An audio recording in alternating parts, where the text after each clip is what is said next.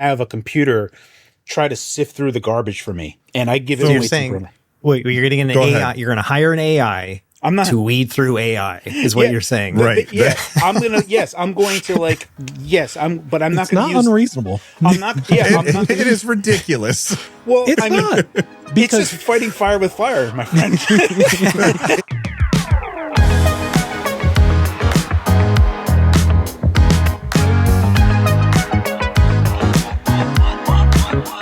Hey, everybody. Welcome back to the NerdNest podcast. We got the full crew here today. Carrie, how's it going? You just got back from Japan. Hey, yeah, I did. It was amazing. It was a great time. 10 days?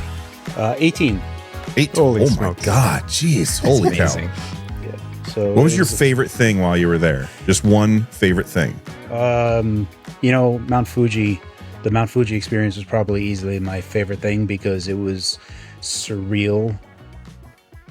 I know that they did a lot of preparation to like set everything up, but there's like 4 spots. There's like surrounding lakes of Mount Fuji, and the tour that we went on.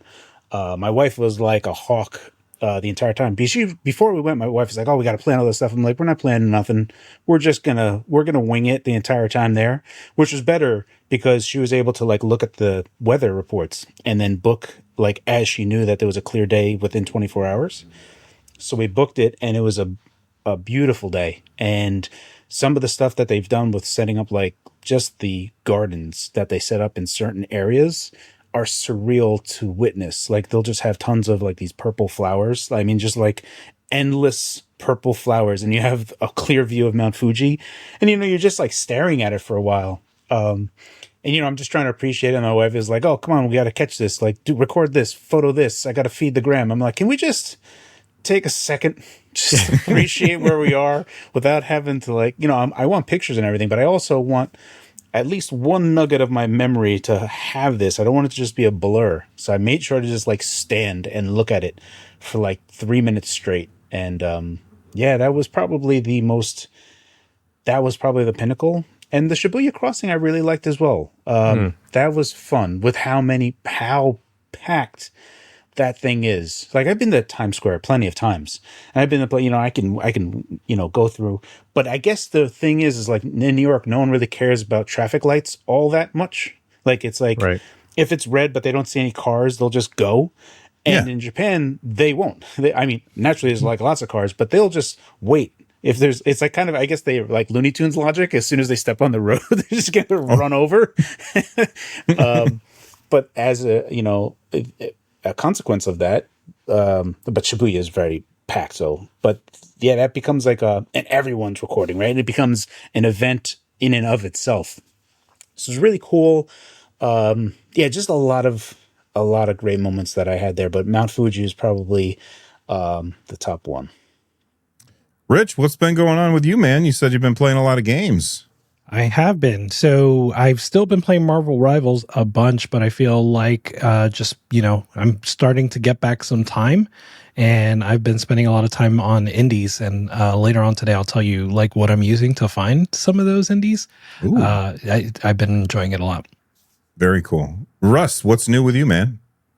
A lot of life stuff, but then also just a lot of videos. I made 4 videos this week, which is just crazy. I tried to do 3. Like that's my goal, and I just succeeded. I just had a lot to talk about this week, I guess. So, yeah. I usually do 2, and one of them's the podcast. So I don't know how the hell you managed 3. That's crazy talk. But hey, we have a lot of stuff to talk about. I mean, if you could see our show notes, it is just miles long. We're obviously not going to be able to talk about everything that's in the show notes. But let's start off and talk about prices are going up. If only somebody could have predicted that everybody would start following suit when Nintendo raised their game prices to $80.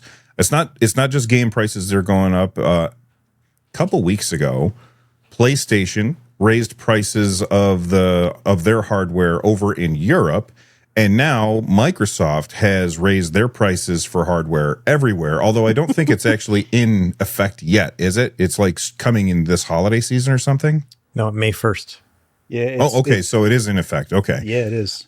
But then So they went up from basically a $400 console up to now a $500 console. And if you want to get, I think, the 2 terabyte Xbox Series X, like fancy edition, is $800, which is insane.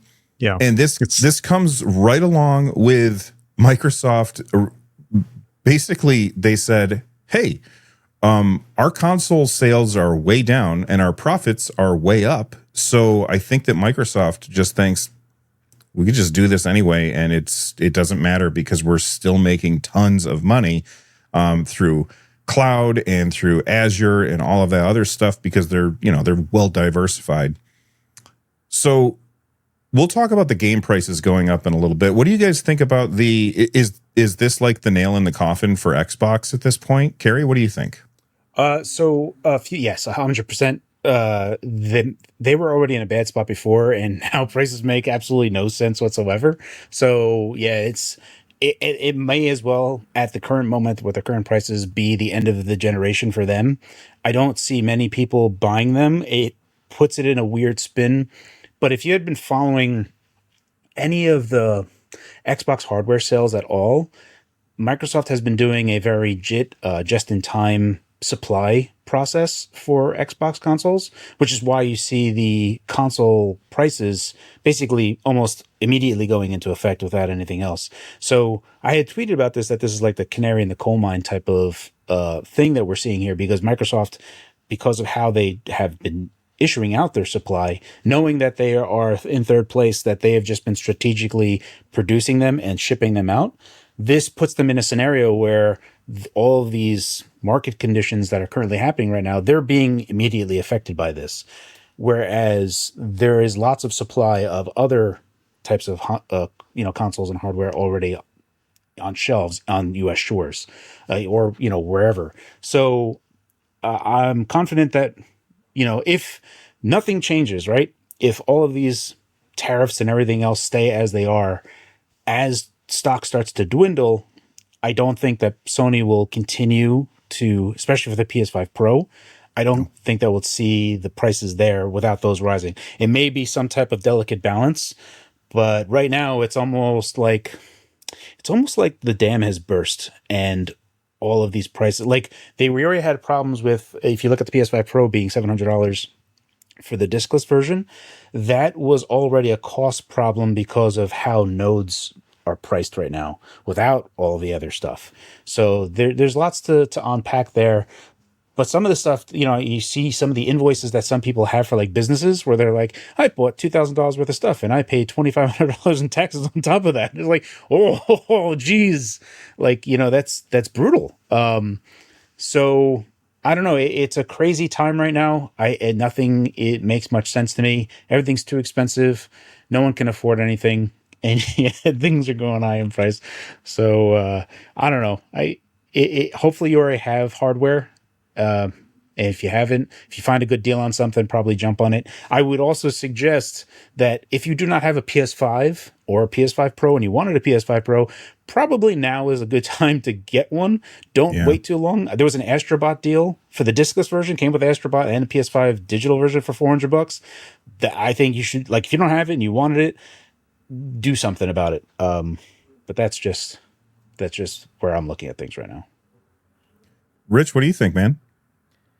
So I want to go back to your question. What do you mean by nail in the coffin in this case? Well, okay, so when we talk about Xbox, they're in third place, and I almost feel like Microsoft is looking at this and saying, clearly they keep being profitable. Like, they keep making money, even though they're not selling hardware, because Microsoft has decided a long time ago that they were more interested in the future, which is cloud. Whether we like it or not, I do think that in the future, like, you're not going to buy a box that goes under your TV. And Microsoft is like, we already lost the box argument. Yep. PlayStation won the box argument. So if we just price these more expensive, then maybe it will push people towards Game Pass and our hardware will just fail. And then people will stop bothering us about hardware because we don't care about hardware. That's what it feels like to me. Like Microsoft is just like, I don't care about hardware. I just want to do the software now. Is that did I clarify it? Yeah, I think so. Like, it's not the nail in the coffin for Xbox, right? Like as a brand, right? Because not as a brand, just as hardware. Yeah, and so I think you nailed it on the head. Not necessarily that like they're trying to sort of stave off a certain type of reaction, right? Like I also don't think they care too much about how people react right now, right? Like they're probably more concerned about stakeholders than consumers at this point. But I do think, yes, this aligns with their subscription model, right? Like we don't want to sell you a box anyway, like you said, right? Like we'd rather sell you the subscription. Of course, don't think that the subscriptions aren't going to go up too, right? They're probably going to go up as well, which I want to talk about too. But the point is, yeah, they don't care so much about the box. And this, in that way, this is another, if not the nail in the coffin that like, yeah, we don't care about the box. We don't want you to care about the box. We want you to care about the games. And so with the subscription part of this, I think going back to like the revenue being up, right? Like the revenue being up, I think has more to do, not even with Game Pass at this point. I could be wrong. Just looking at what we've seen before, that still has to do with Activision, right? Like Activision is bringing in a lot of revenue for them. That's why their numbers are up. And so they are trying to continue that, right? Like they're trying to make games that people want to play, which I think is great. That part is amazing. But yeah, I do think the subscription part of this will go up. And I think that's where we have to, as consumers, right? We should be, the pendulum feels like it's about to swing back, right? Like we have said on this podcast, we love 8-hour games, and we do. Yeah. But the pendulum feels like it's about to swing back where if you still love 8-hour games, but with games being $80, maybe it's time to start thinking about like what game brings me an immense amount of enjoyment for a longer period of time, right? Like dozens of hours, whatever it is. Maybe it's time to start thinking about that. Yeah, not for me, because, and here's the reason, and I'm not speaking for anybody else, but for me, I lose interest in a game that takes too long. I need to play something new. I need new mechanics, something very different. If I try and just keep playing the same game for a really long time, I just get bored and then I just stop playing it, which is why most of the time I don't finish games. I usually see something that's new and shiny and I jump over to that. And then if I ever do go back to the old game, I start over. So I play the beginning 3 or 4 times. Yeah, absolutely. Go ahead. What were you about to say? I was just going to say I think for everybody, we're all going to find like different ways. Like for me, it's going to be indies, right? Like I'm just going to keep buying like $10 games. And those are going to be the ones that like really, I think, give me a bang for buck. I was just speaking with a friend who is into the subscription model. They use NVIDIA, right? And so like, that's a great way to save money on tech too, not just the games, but the tech. If you can't afford a 4080, maybe you can spend, That is a fantastic way to like, you could do GeForce streaming since our graphics cards are $3,000. Correct. It feels like they're both, meaning Microsoft and NVIDIA, both in that same game, right? Like where it's just like, yeah, it's okay if you don't buy our hardware because for NVIDIA, we want to sell cards to people not mining in this case, but now AI, right? They care more about AI. So like if you care about video games, why don't you just rent our graphics card instead? Which is $20 a month for GeForce Ultimate that gets you access to their RTX 4080, which I've used. It's really good. Like it works really well. The latency is pretty low because they go up to 120 frames per second, and the higher the frames per second, the less latency you feel. You can also get it for $9 a month, that goes up to 1440p. And then there's also a free thing, but then you always have to you have long queue times to log in, which I have access to Ultimate because NVIDIA gave me access like years ago, and I just keep, every once in a while I log in and I check it out, or I might try a game on it. And I've never, ever had to wait when I subscribe to Ultimate. But Carrie, you said it's $3,000 for a graphics card. That's the 5090. Yeah, that's what that's like. Yeah. If you want a 5090. So like when you figure like $20 a month, how could you afford not to buy it? It's massive savings. And then one last thing that I wanted to say before I get Russ in on this is, we talk about, Xbox actually having more revenue. They said gaming revenue grew by 5%. Xbox content and services grew 8%, driven by growth of Xbox Game Pass, Call of Duty, and Minecraft. And Xbox hardware revenue declined 6%. So they're making more money and selling less stuff. Russ, any thoughts on Xbox as somebody who owns both? Yeah, so it feels like a sea change just in general for console gaming. If you think about, the old days, everyone wanted to get the console first, and then they would make the money off the games afterwards, and so they had like the loss leaders, and you could pay $199, $299 for a brand new console, and you would pay it in games later on. But you never saw the prices increase, and that's kind of weird, like even the Series S has always been a great deal because it's been $299 and now it's $379 and it no longer is that good deal, and then the Series X, like the one with the disk drive, which for me is the reason why I would get it, is now instead of $499, it's $599, like it's just crazy. And it feels like this kind of pricing is not meant to draw new people in. Like they're literally just being like, you know what? If you haven't bought one yet, you're probably not going to want to buy one now. Like a lot of people would wait till later on, till the console was cheaper, than get it. I did that. And this feels like it's the opposite thing, where it's kind of flippant, like a take it or leave it kind of thing. Like, hey, this is just what it costs to be a console gamer now. And so it feels like they are fleecing those who have bought a console and be like, all right, we got to squeeze as much money out of you guys because you bought one. And so the price increase for the games, but then also these console increases, it's really just kind of separating out and saying, all right, console gaming is now somewhat elite. Like you need to buy into this. It's a higher threshold to get in. And I feel like the bottom's going to fall out at some point because think about it from like my perspective. I've got an Xbox S, I've got an X, I've got them both, I've got Game Pass. And when I heard this news, I thought to myself, it doesn't actually affect me because I've already got Game Pass and I've paid in for, I got like a year's waiting for me. Like I'm still ahead on it, and so I'm able to play Oblivion right now for free. I'm able to play Clair Obscur for free right now. Even though I, obviously paid into Game Pass, but for me, it feels free. But Right. There's going to come a point where it will affect me, where the prices will go up for Game Pass, or it's just going to become a worse deal, or the next console comes out and it's going to be these high prices again. And it just scares me that it's like the bottom's going to fall out for Xbox, where they're going to have all this money coming in now. Like, oh, look, Game Pass revenue is up, right? But there's going to be a moment where like, oh crap, we screwed up because we've alienated so many people with this pricing that no new people are going to be coming in, and we're just squeezing those who are left, and they're going to move on to something else at some point if we make it a bad enough deal. And so that's my worry with all this stuff, is that I do feel like, yeah, it is kind of maybe not like a nail in the coffin, but it is a sea change in just console gaming in general, where it feels more like it's an elite thing. And it's never been a better time to be a PC gamer, is what I kind of feel like. Oh, absolutely.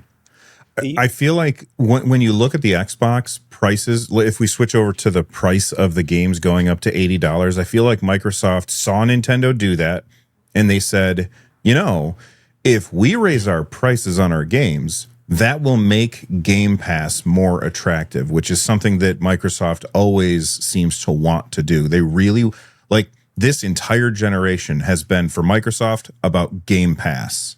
It has all been about Game Pass. And I think that they looked at that and they said, Nintendo did it first. So now we get to be like the guys who we didn't rip that Band-Aid off. Nintendo did.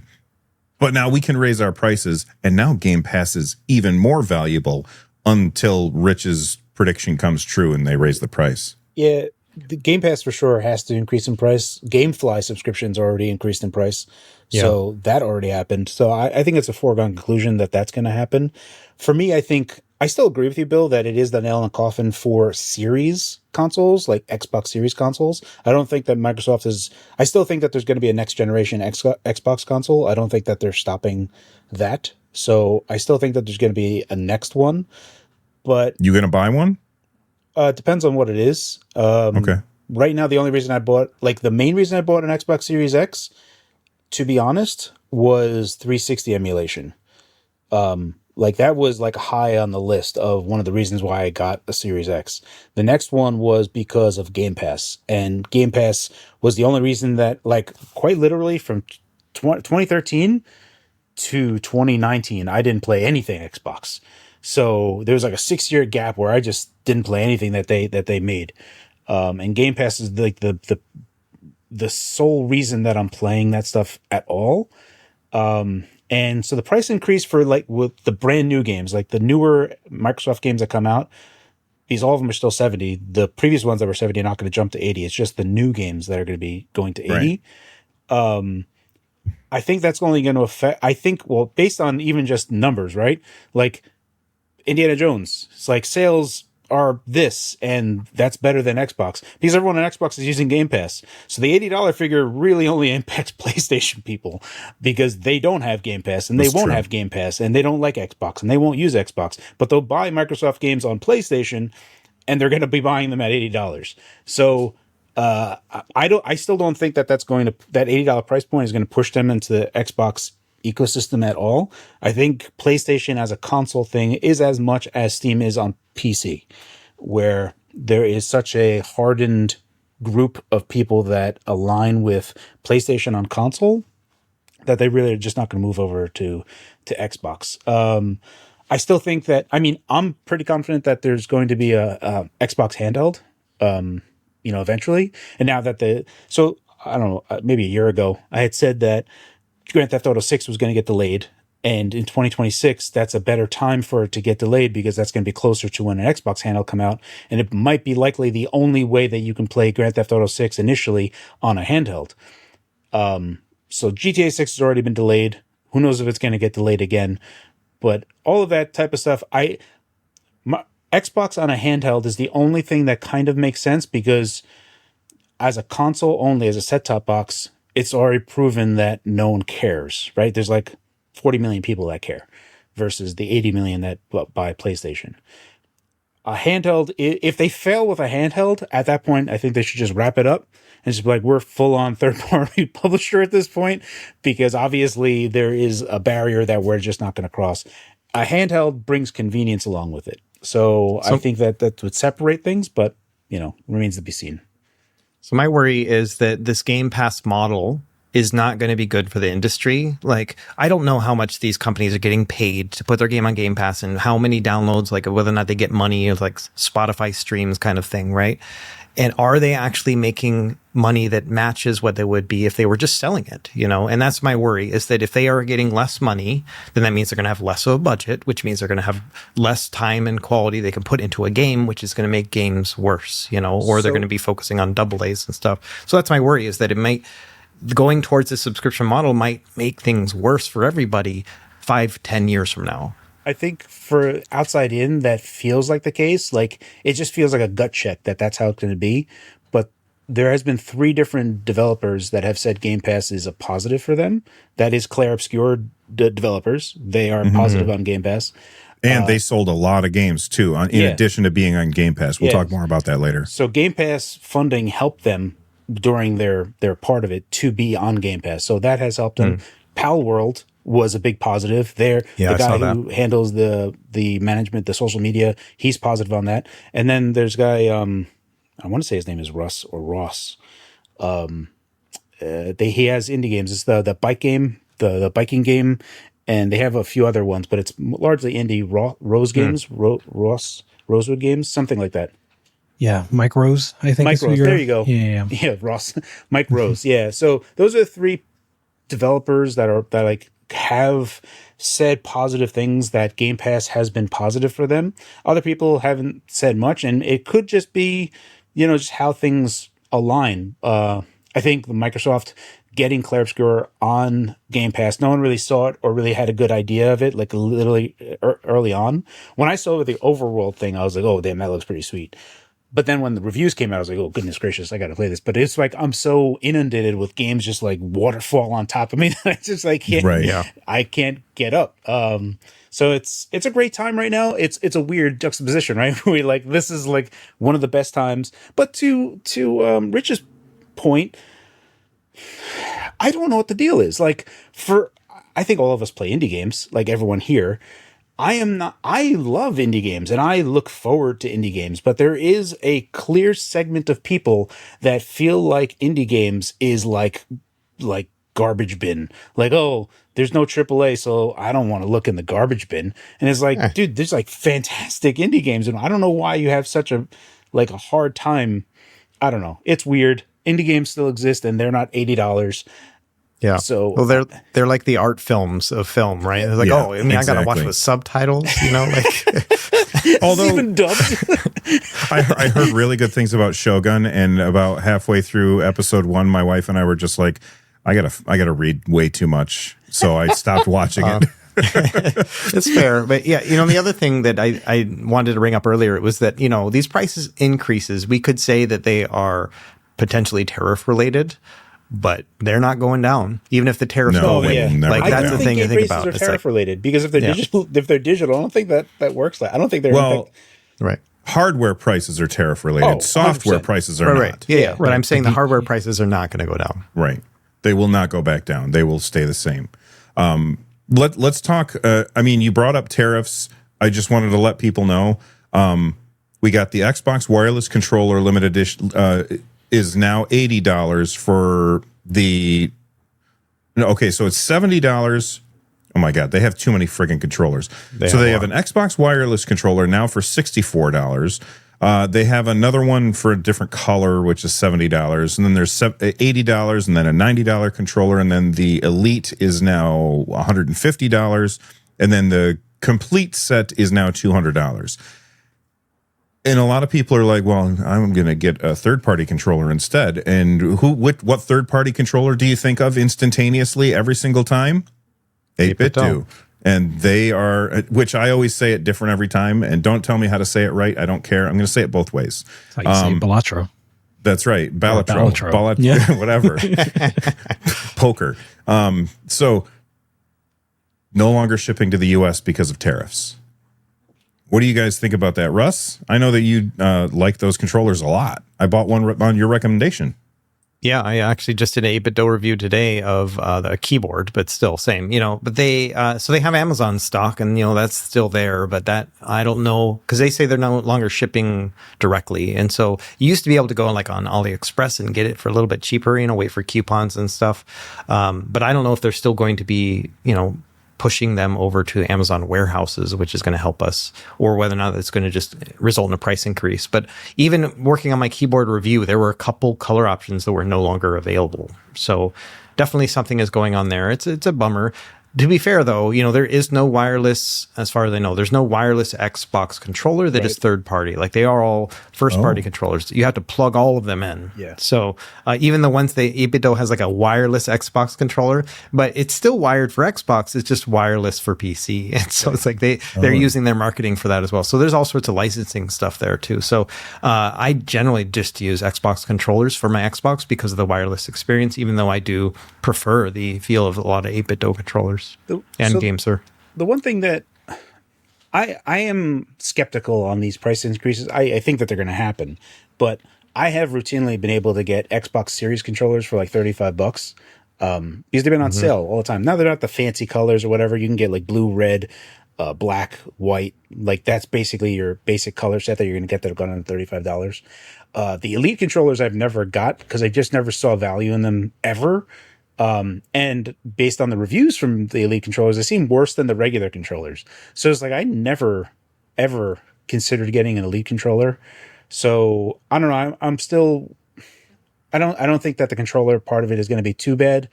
Like in terms of all three of them, Xbox has always been the cheaper one. DualSense has already been expensive, and Joy-Cons have been outrageously expensive. And I think that's going to, now the new Joy-Cons are even more expensive. So I don't know. I think Switch 1 Joy-Cons were $80, weren't they? Yeah. Yeah. So I've sent those went down to sale for like $60, $55, and that's when I would pick up some whenever I wanted like a specific color set. But yeah, I don't know. I'm curious, like on sale, what they're going to get to, even though with all this crap that's going on, maybe it's going to be like a Joy-Con situation where it's like $55 on sale, which is not good. Right. So, it remains to be seen how that stuff happens and how this all unfolds. And if things change, will pricing change? I don't know. It seems like a lot of this stuff, business, like continuity wise, like how they're planning stuff, I wonder how fast they can rubber band back.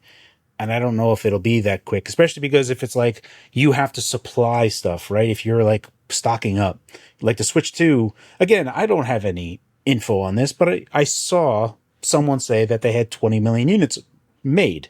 So based on that, they had 2 million for Japan. So it was like 10%. All those numbers kind of made sense to me. And also Nintendo said that they weren't changing the price on the console at all, just on the accessories. Yet. And I feel like that has to do with how much has already been in the warehouse of things, right? Like they have already pre-tariff stuff. So I don't even know if Switch 2 pricing is going to change, after this initial set. Yeah, I see a lot of people who say things like, well, the tariffs haven't gone into effect yet, so any of these companies that are raising their prices are doing so because of greed. Maybe they're doing it because of greed, but hey, they're companies. That's their whole point, is to make money. Like, that's their job. But at the same time, if they think the price is going to go up, well, then they have to raise the price now because you buy it and then they have to ship it to you. And then suddenly the price increases after you bought it, but before it arrives. That's not good for your customers. So that's why they do have to raise those prices, because we think it might happen. Right. Go ahead. No, I just said right. Okay. Yeah. Okay. Let's talk about the game prices increasing real quick. Nintendo ripped that Band-Aid off. Microsoft now going $80. Do we think that Sony is going to follow suit and do exactly the same thing? And then by extension, do we anticipate that prices on PC games are also going to go up as well? Rich, what do you think? Yeah, 100%. I don't really think of Nintendo raising their price or their price ceiling, let's say, to $80. I don't really think of it as a Nintendo decision in a vacuum. I think of it as a decision that they made alongside publishers. And that's part of why Microsoft also raised their price, right? Mm-hmm. Like, I think this is a decision, not in a collusion sense, but like, Feels like it. These manufacturers, it's not, the reason I'm not pointing to collusion is because in their own silos, the manufacturers of consoles, so Nintendo, Sony, and Microsoft, each have established partnerships with the publishers, right? So, so I don't know that Nintendo and Microsoft are talking, but I think maybe because Microsoft is practically a third-party publisher, but certainly Nintendo is speaking to the EAs of the world, right? Like the Take-Twos of the world. They're speaking to them, and I think in partnership with them, they're like, well, $80 seems like the right place now. And we've alluded to it before, but like this is, all of these corporations have sort of been waiting for an opportunity to raise prices, and yeah, this is it, right? And then back to the tariffs point, not all of these price hikes are in fact due to tariffs, but just like the COVID supply chain thing, this is an opportune time for corporations to just be like, well, everybody else is raising their prices, let me raise mine too. So I think that is something to watch out for and be like, not just cognizant of, but like critical of, right? Like think of that in a critical way. Yeah, so it's wild. But yeah, I do expect Sony to raise their prices too. Russ, what about Pete? Go ahead. I was just going to say, like, I don't want to be in, I want to get off this ride. Like, I don't want to be in this universe anymore. Because what's going to happen is Nintendo is going to be the good guy here, because they at least have a price like associated with the cartridges being manufactured. You know what I mean? Like, it's going to cost them more to make a good cartridge game, not the code on cartridge kind of thing, right? compared to just making a disc and the digital sales that may mostly take over like PS5 and Xbox and stuff. So Xbox and PS5 to me are feeling greedier because they're also meeting that high price point, but they don't have the same high costs of cartridge manufacturer. And so it makes Nintendo look like the good guys here, where they're taking a little bit of a cut. And it's like, I just don't want to be on this ride. I don't want any of this stuff to happen, you know? Anyway, that's just a weird random thought I just had. I mean, okay, so do you think that we're going to see the prices increase on PC as well across the board? Because, I mean, think of it this way. Like Rich was just saying, you know, Nintendo, Microsoft, Sony, they're talking to these other publishers, and they probably made these decisions in conjunction with working with these publishers. Nintendo did it first with both the digital and the physical version of Mario Kart World, and now Microsoft has done it. We anticipate Sony will do it. I think every game goes up in price some. Even indie games, I think they all go up in price some. What do you think, I mean, like, Russ? you know, like what do they say? Like, you know, flood waters raises all ships, you know, kind of thing, right? I see this happening. I would love to say that instead we're just going to see more price variance. And so the good guys are going to be like, no, we're sticking to 60, 70, you know, at max, you know, and then the big publisher guys, they're going to do the 80, you know, but I think it's just going to be eventually, you know, we're all getting boiled slowly as a frog, you know, and so I do see it going up as well. It's just going to change the way I play games. I'm not going to buy any brand new game for $80. I would not have gotten, you know, like Oblivion and Clair Obscur are not good like examples because neither of them were $80 or $70. You know, they were all cheaper, you know, but I didn't have to buy them. I bought them on Game Pass. And then I made a decision. I was like, okay, for Clair Obscur in particular, I've always been interested in this game, you know, and I thought, okay, I'll get it on Game Pass and then I'll wait for it to be cheap, and then I'll also buy it. So I'll still spend less money and get to play it now, is kind of the way that I thought about it. And for me, that makes a lot of financial sense. And I'll have to do those kind of decision-making things in the future. Like I just can't imagine buying a day one game unless it's like, I don't know, God of War 3 or whatever, even though the series is done. You know what I mean? Like something that's really like, can't wait for, you know. Right. It's just going to change my habits, I think, is what's going to happen. Yeah. Yeah, it's curious. I've been your way, but even before Game Pass, I was always in the camp of never day one. I would always wait for a sale. There was never a time, just because my backlog was always giganto. I was like, well, I'm not going to get that day one unless I absolutely wanted it. And that's when games are still $60. So I've always been in the whole, like, since Game Pass, I've actually played games day one. And outside of that, I wouldn't. And sometimes there's been games that, they're like from, you know, 2010 to like 2019, there's a lot of day one games that I never played and haven't played because new stuff came out and there was always like some type of how much time do I have? So I don't know. I think it's just how things go. And with free to play games existing, it makes it even more of a hard decision for a lot of people because, you know, there's a lot of good free to play games and those still exist and people like free to play games a whole bunch. So I don't know. I mean, I'm sure it's kind of weird.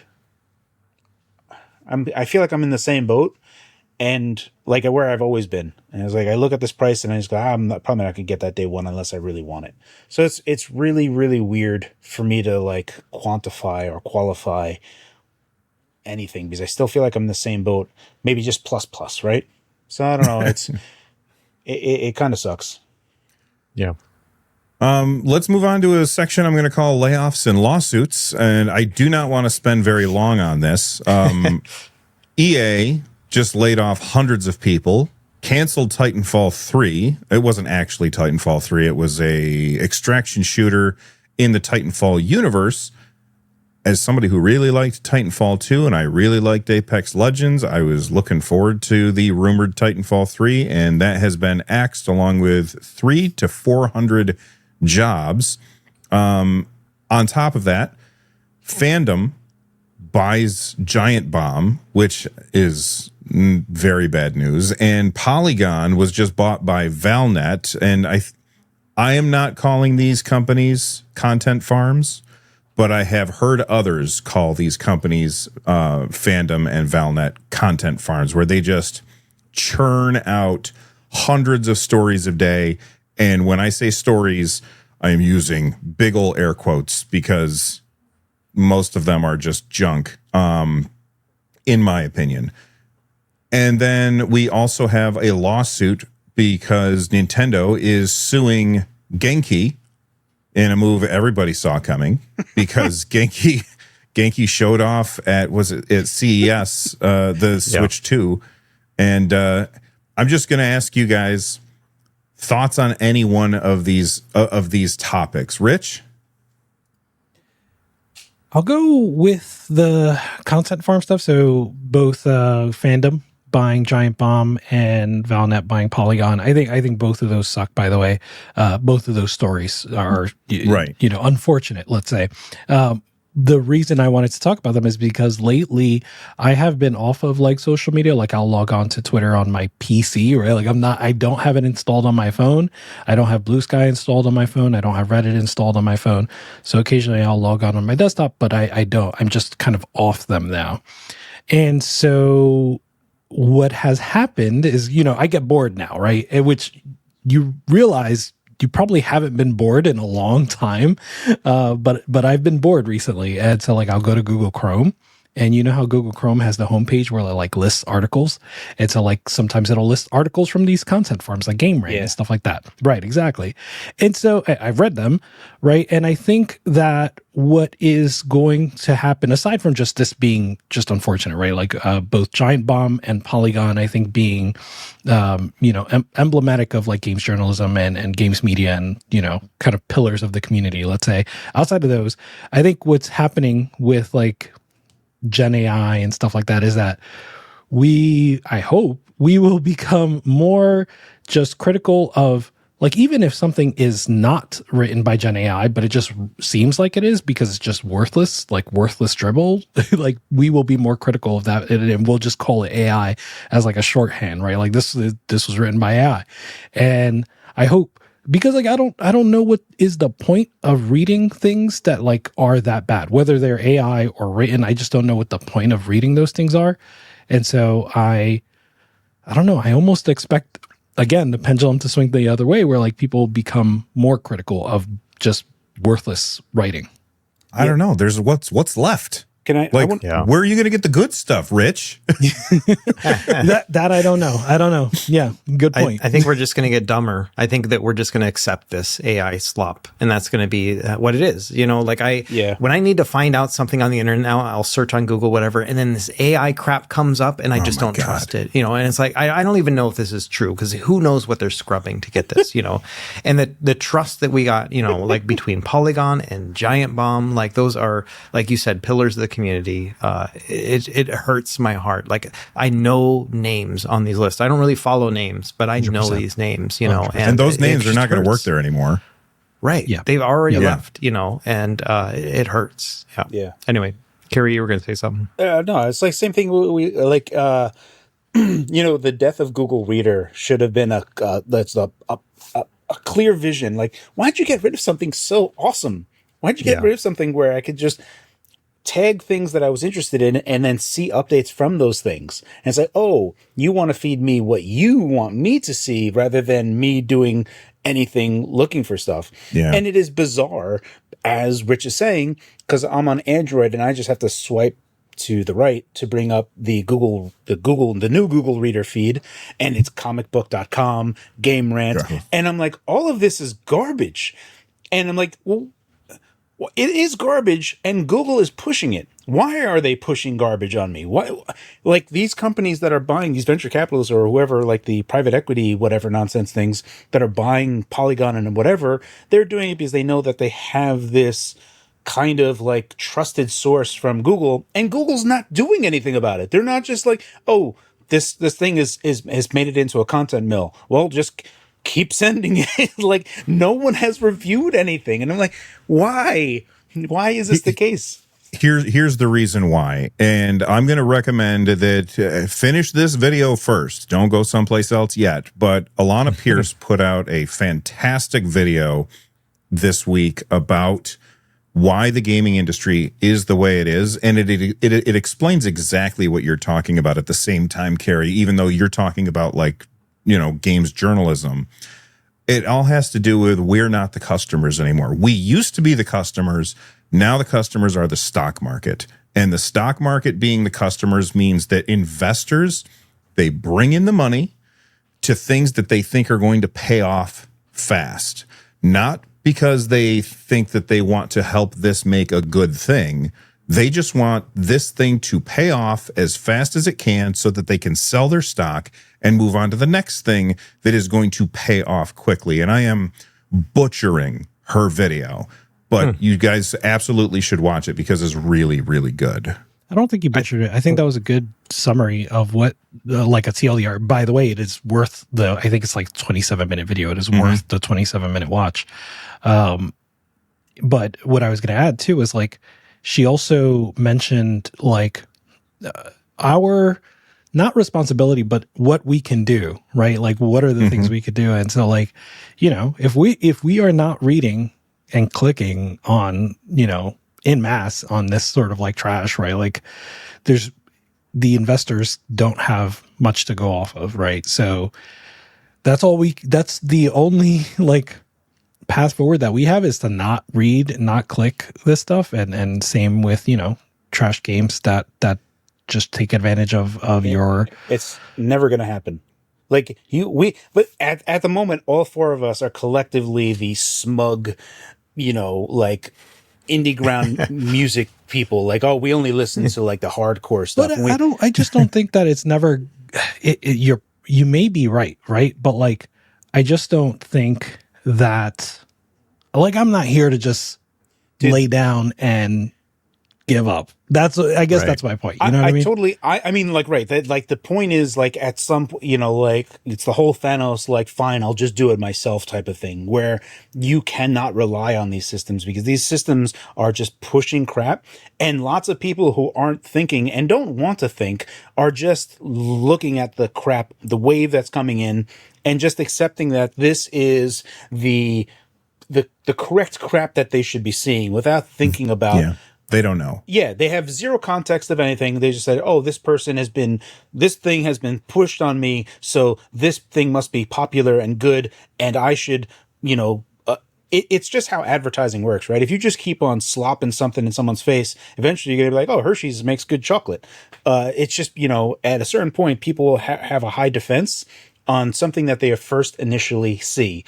They are going to be, pretty having that at arm's length. But the more that they become familiar with it, that defense mechanism starts loosening to the point where that they start accepting it. And that's just it, is just being familiar with something. And that familiarity makes you comfortable. And that's what people want. So they just slop. Now you're comfortable with it. And that's what you're going to get. Only when you can like take a step back and be like, whoa, this thing is like, this is straight out of the sewer. Like I can see the sewer pipe. I didn't see that before.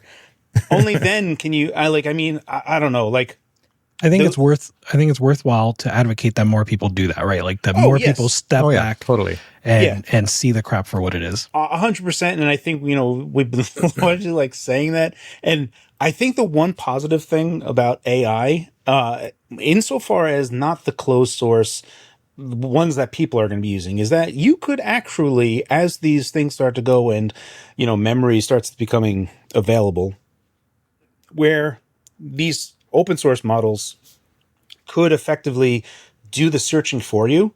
So you type in whatever you want on your own your own open source model that you have defined parameters for, to kind of go out and look and present you with stuff. So in effect, we would be making our own search engine. And that is where I find a lot of like a bastion of light. Like it's like, oh, I think there's a method here where I can have a computer try to sift through the garbage for me. And I give it so away. You're saying, wait, you're getting an AI. Ahead. You're going to hire an AI to weed through AI is what you're saying. Right.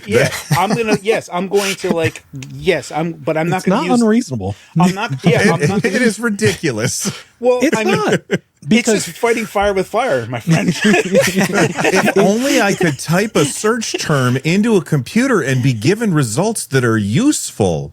if only somebody had someday invented something like that. Yeah. Maybe someday we'll get there. The problem We is have that. we did have that, and then it turned into something that is no good. And for sure, all of the current AI things that we have right now are only a half step away from Googlifying themselves, where they just become pure crap.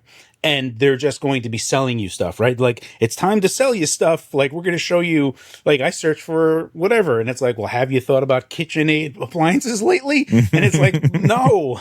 So I don't think those closed source ones that you would go to are going to be valuable all that much longer. I think eventually the golden age of like cool AI is like the golden age of Google. Right. But, well, you're talking about it in terms of search, though. We're talking about in terms of generation. Right. Like, it is generating this slop. And when you listen, I talk slowly. I have always spoken very slowly. You know how many times I have gotten comments on my YouTube channel from people who have zero friggin' attention span that I need to talk faster? Yeah. Like, this is the same thing. The people who are going to see the good articles are going to be like, this is way too friggin' long. I'm not going to read that. And then they'll look at the one that's garbage and they'll be like, that's exactly what I wanted, because they don't know any better. Right. I have a fun anecdote real quick. One of the Smuxy videos that I did, I was like scratching my nose because my nose was itchy, but I was also speaking really, really fast for the entire time. I had a number of people like accuse me of doing cocaine during that video. That is insane. Yeah. I will say this whole AI thing and just this like content generation and just like getting worse quality feels to me like connected to this whole price increase in gaming, like just environment, like it's just this whole new idea that I remember, the 2000s, even the 2010s and stuff, where it's like, you gamers are cool. We want to bring you the games. We're going to give you a cheap console. Like, they used to just like kind of tailor to us, right? And be like, you guys are the center of our universe and we're going to give you the best stuff possible. And nowadays it's more like, well, where's our cut? What's in it for us? Like we need to make money too, right? But that's not how you win over an audience. That's not how you endear people to your brand and to just the whole environment. Is you make them feel like family. Like, that's just like kind of business 101, right?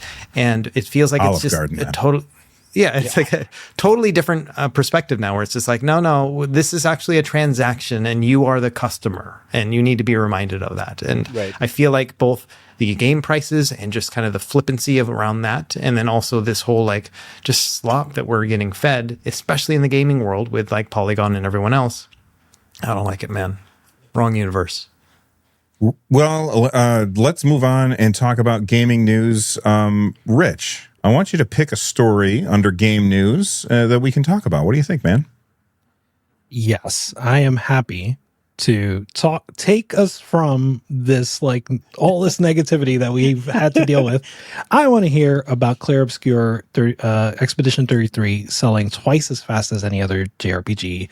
What was that, on Steam or on Steam? Yeah, on Steam. Yeah. Have you already read this, Bill? Can you tell us about it, or? Yeah, I did. Well, I haven't read the whole article, but basically, like, Square Enix, it keeps having like these ridiculous, what's the word I'm looking for? Expectations for their games, and then they're always disappointed. This game didn't sell as. And it's a meme by now, right? Like, and they've been doing this for like 15 years. They're insane. Right. Yeah. If you say who makes, if you just say think of JRPGs, the first name that comes to mind has got to be Square Enix. Yeah. And, Metaphor Refantasio, I can't remember if that's a Square Enix game off the top of my... Atlas, thank you. Okay, they sold 346.6 thousand units on Steam. Final Fantasy, this is very small, and I don't have my glasses on. Rebirth, Rebirth, 334,000. Persona 5, 234,000. Persona 3, 199,000. Like a Dragon, Infinite Wealth, 194,000. Expedition 33, 785,000 units. And that game is available on Game Pass.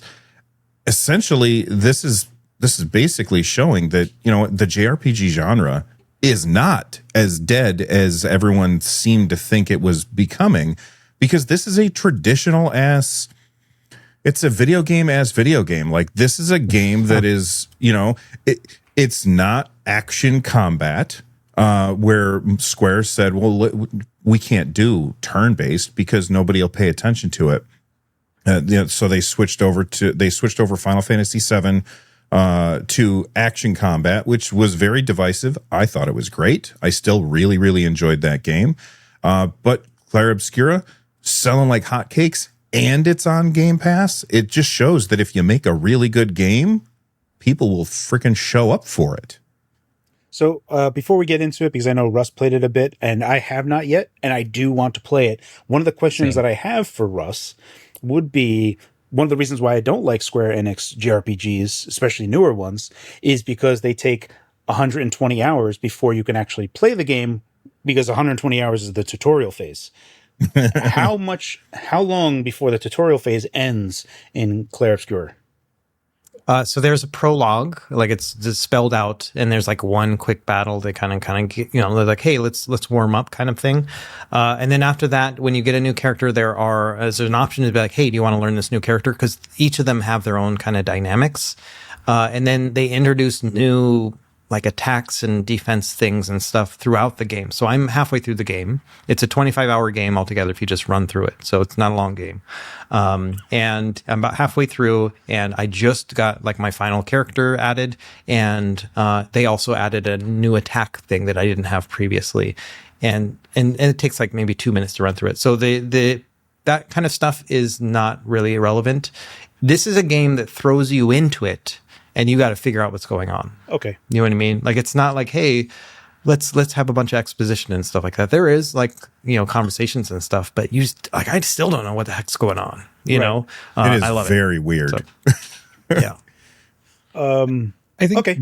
that tutorial thing, by the way, like FF7 did that great, right? Where it's like it drops you into like an intense moment, and that intense moment lasts for a few hours, where like you're going through Shinra or whatever it is, and then it climaxes with whatever the explosion, and then you kind of settle back down, you learn the ropes and things like that. And so like there are ways to obviously to go about that, right? Because RPGs are complex, or they can be complex, especially turn-based ones.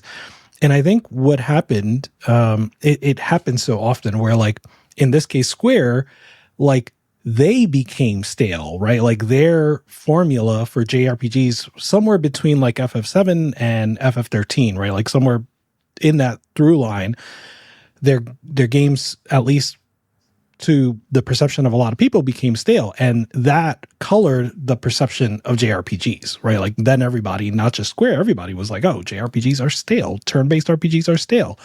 And so I feel like Atlas in particular has showed innovation in that, but like there are other companies as well, and that sort of innovation has led us to where we are today. And like Expedition 33 is a Game of the Year contender. So one of the things that I've always considered to be a poison to games has been this accessibility. And I don't mean accessibility in terms of like letting people that have like they're unable to use a normal controller, right? I'm talking about accessibility in terms of the hardcore gamer versus a very casual gamer, and making it so that the casual gamer can keep up. And if you were to look at how From Software has done all their games, they've kind of like, we don't care about the accessibility part. We just want to make the games that we make. And I feel like even Breath of the Wild did that same type of thing, where they kind of just thrust you into the world and said, there has never been a tooltip that says, oh, if you jump up and press this with a shield, you can actually do a shield surfing. People just figured that out. And allowing people to figure out how to play the games is often a lot more rewarding than just instructing someone to do it and stopping the action and doing stuff.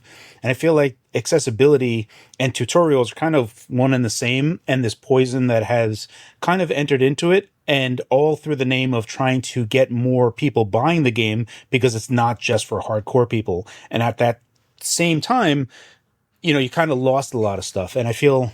I have not played Clair Obscur, so I can't really speak to that. But I feel like from the perspective of it, especially with the parries that are going on there, that is somewhat challenging. And it is freaking tough. Like, Yeah. and so Yeah. like Go ahead. it has a difficulty slider. Well, love that, right? Playing it on story mode, and there are still like the action parts of it, because your parrying and dodging is like so important. Like if you get hit, you'll lose half your life. Yeah, like it's a lot. they can hit you hard.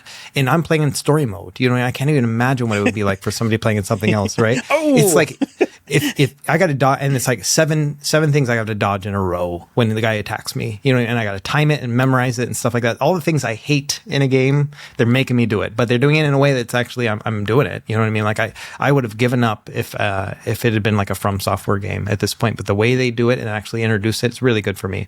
I think it might be a little bit too hand-holding for you, Carrie, just a little bit, you know, but it's nothing like Final Fantasy X, where you had to sit through like their tutorial on how to assign materia or whatever they call it in that game. And it's like 40 minutes where you're just like hitting the X button. I'm not even reading anymore. I'm just hitting the button to get just like, past yes, it. You know what I mean? Go. And so there's none of that in this game, which is great. So I want to talk a little bit about the combat, because since Russ brought it up, because I've seen a lot of people say that this game is way too hard. That was my initial reaction. And here's why. Because Russ is right. When you get hit, your health just drops like a stone. You loot, like you can get one shot in this game. And you have two options when you have incoming damage. You have dodge, which means you just get out of the way and they don't do any damage to you. Or you can do parry, in which case you get to counterattack. And you do a lot of damage when you counterattack. The dodge window is a lot bigger than the parry window. And so, like, you can, when you are playing the game, I feel like when you first meet an enemy and you're getting used to its attacks, it's better to just dodge all the friggin' time. Right. And then the more that you've come into contact with that enemy, and I'm still very early on, by the way, I'm not anywhere near as far as Russ is, but the longer that you play and you see, oh, this is this enemy, he always does 3 little things and then his attack comes 2 seconds later or something like that. That's when you can start to use the right button in order to parry instead. And there's like that skill bump. But if you don't want to, you can just never parry. Just dodge all the time. The fights will take longer, but you won't take nearly as much damage as you would when you try and parry and you whiff it. Yeah, I only dodge when I dodge most of the time. I parry when I'm confident. One quick tip for you guys is that sometimes it's not visual cues; it's auditory. Like when you hear a sound, like, oh, now push the button. And I had to like train myself to be like, okay, when he every time he hits, he makes that sound, because they'll feint, you know, like they'll fake it, you know. And so it's like you really got to memorize the timing, but the sound part of it is like finding a balance between those has really helped me when it comes to like, okay, that's a very easy task. Like when I hear this sound, push a button, and that makes it a lot easier than watching and be like, is this the one, you know? So yeah, I've been loving this game. It's really good. Like we had a podcast, you know, today, obviously early start for me. If I hadn't had this podcast, I would have been up till like 4 or 5 in the morning playing. You know what I mean? I would have been a teenager all over again, just playing that, being irresponsible, you know. But I didn't. I stopped myself at around 11. But man, I'm loving it. Nice. I want to challenge something Carrie said, only because it applies to what you guys are talking about, right? Like the dodge parry thing. And when I say challenge you, Carrie, I think I know the nuance that you're saying, right? Because you and I have had a lot of conversations, so I know the nuance. But that accessibility is, I think you put like a poison, right? And I know you also clarified between the types of accessibility here, but like I think again it goes to creativity, right? Because to allow the dodge window to be bigger makes it easier, right? Like that is an easier approach, but it's a creative approach rather than just feeding you like, oh, everything you do is just easy now, right? And From Software is the same way, where like outside of maybe Sekiro, a lot of those games have not easier ways to beat them, to the point where like people are toxic about, oh, you didn't beat it the right way, right? Where like clowns. Right, clowns.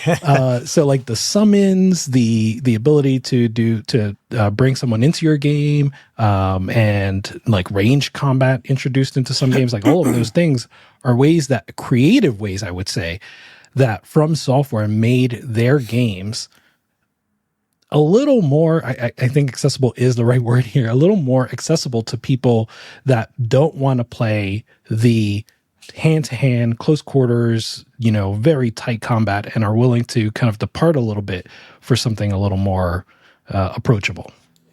So, yeah, like I'm fine with, like, it's all a balance, right? And I feel like game design is all about risk and reward. Like, you need to have a core fundamental risk and reward. And For sure. I don't, if the game design has allowed for certain types of play styles, I don't like if that's what the developer intended. And if you have, I'm also against difficulty sliders in like real time, unless the game design is so bad that they just made something awful, right? Like if it just like has hockey stick difficulty, then it's like, no, you guys clearly messed up because if I entered into this and I followed the path accordingly, right? It's not like if I'm in an RPG and I go left instead of right and I go into like, I'm level 1 and I start fighting level 50 stuff. If I get, trounced, I'm like, oh, okay, I understand because I entered into something that I should not be entering into. Making it so that like you can pick easy mode where you can like fight level 50 stuff at level 1, I feel is fundamentally broken. But that's neither here nor there. Yeah. The game design part of it where you can dodge because it's easier, I'm fine with that. And the parry stuff being harder, but you get a bigger reward out of that. I'm fine with all that, or even like how FromSoft is doing stuff. And there's like sometimes game design fails in certain ways where like Halo 1, right? The pistol is overpowered to the point that it's like the only weapon you really need. Like if you're just leaning on one weapon all the time just because it's fundamentally broken, that is, as a person playing a game, you would not purposefully make the game harder for yourself if you have, like, when you get star power in Mario, you don't be like, well, I'm going to sit and wait for this to go out because this is cheating. You use it. You use it because you're like, I'm invincible right now and I earned this and I need to barrel through it. So there's a lot to talk about. That's a whole like game design type of talk that we can talk about. Ultimately, I just care about if the game design works in such a way that you're actually thinking about the game when you're not playing the game, then I can just consider that a win. I like, without getting into the weeds of like all the stuff, there's like principles that I have, but I feel like, it's, correct me if I'm wrong, but the team that did this is a bunch of ex Ubisoft guys, right? I'm actually not sure. I have no idea. Look at that. None of us know except Carrie. I'm pretty sure it's the case, but also like when we the 3 weeks ago, we were talking about it. Like Ubisoft, the programmers are hardcore to the point where, like, we talk about Game Loft games, and they could like formalize a game. Like, oh, we have a God of War formula, Right. we have Assassin's Creed formula. We can just bang these things out because we are that good. We know how to make games, and I feel like. From what I understand, that these are ex-Ubisoft developers, and there's just 30 of them, and they just banged out this, not banged out, but like they are so hardcore that they just fundamentally grasp what was fun about JRPGs and know what is fun themselves. And to what Russ was saying earlier, right? Like there is a bigger exchange if you just get into the point of you are a customer, then that's where you're going to start losing customers. And it has to, for lack of a better word, like you need passion to be on the development side for that bridge to be crossed. I think there's like a larger conversation to be had about this entire thing in terms of accessibility and stuff. Largely, it's just, I think that accessibility in terms of making things easier to make it more approachable is watering down an experience sometimes. And I would at least personally argue that I have avoided a lot of games and moved over to indie games because of that. Because indie games were like a lot of concept games that don't even care about accessibility. It's like, well, it's a 1 hour game. Who cares? Just figure it out. Have a fun time. And I've often found those a lot more rewarding. So I don't know. I think that is what it always boils down to for me is hopefully I made that clear. I think it's all about like the customization part of it. You know, like I've talked about Last of Us Part 2 a lot, where like I was able to go in there and tweak the game to meet my needs. And like, you know, you talk to somebody and be like, oh man, that was a tough game. And I'm like, yeah, that was a tough game for me too. But like I had a different tough, you know what I mean? Like, but it was the tough I needed. And so I love that. And this game is doing that as well. Like I mean, admittedly, I have not died in a battle. You know what I mean? It does take longer and I make mistakes and stuff like that, but I've able to, you know, adjust the story mode and that helps me. And story mode also gives me a bigger parry and dodge window than somebody who's playing on a higher difficulty level. So it's like you can kind of tweak that. And I think that Jedi Survivor, you know, like the Fallen Order ones, they have that option too to kind of slide the parry and dodge windows. And so I like that because you're kind of creating your experience. I'm actually aligned with you a lot there, Russ. I think that is I think that's a better choice, is breaking down all of the things, even though that may seem like kind of daunting, rather than just have a single slider, right? That kind of just encapsulates a bunch of stuff. Because the one game that I had a lot of fun with tweaking that was with Starfield. And Starfield making certain things more difficult, it actually increased my experience bonus. So it was a benefit for me to make it harder in a lot of different respects. But I tailored it to how I want. And you can make it like full on like Starfield survival type of thing, where like, oh, you know, you're in a place with no oxygen.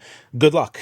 Like, you know, all right. Well, that brings it right back to what you were talking about, risk versus reward. And I do feel like in Clair Obscur, risk versus reward feels good. And I say that as somebody who's very early in the game. I will say, the game, the prologue, there is a very emotional moment in the prologue, and I don't know how the hell they pulled that off, because I didn't know who these characters were, and then this thing happened, and I was like, oh, that kind of hurt.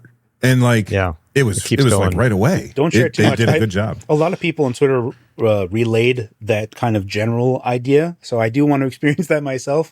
But yeah, I heard great things about it. The other thing I just want to add, you know, we can always move on and whatnot, but I just wanted to add that, like, in addition to the like difficulty slider and, you know, kind of working through that stuff, they do have like stackable skills. So they call them pictos, and they have this other thing, I forgot what they're called, but essentially you can like tailor your guy to be like, you can equip him in a way that really helps. So like my main guy, like my like Robert bull Pattinson? or whatever they call it. No, like my main character, like the character I use is like my main fighter, right? And no spoilers or anything, but like he's the guy who like, he's my attack dog, right? Like give him all the power, because you can like change your skill sets and whatnot. There are stacks I can do. It's like, okay, 50% additional base attack damage, but then also like I got a special sword that allows me to, if you use your base attack, you get to do it again. But then also I've got another stack where it says, okay, if you use your base attack, you'll mark the guy, which gives them like 200% damage the next time. So that combination allows me to just hit them twice really hard. You know what I mean? Like, so there's additional things that I've been doing to really push it too, which is I think how the game should work. But the other thing I wanted to mention is that in game, there's so many like extra enemies that you don't have to fight, but you can, and you'll get a high reward, and they're going to be harder. Like, I love all that stuff too, because I see those guys, I'm like, you look tough, I'll see you later. You know what I mean? Like, I'm not going to go and fight that guy. You know, I'm going through the story, but I love the fact that it's there and it'll have high reward. And so there's all sorts of really cool things they did to make this just a very personal experience for everybody, which is cool. Yeah. Nice. I also, like, I mentioned Robert Pattinson because the main fella looks just like Robert Pattinson. I was like, is that him?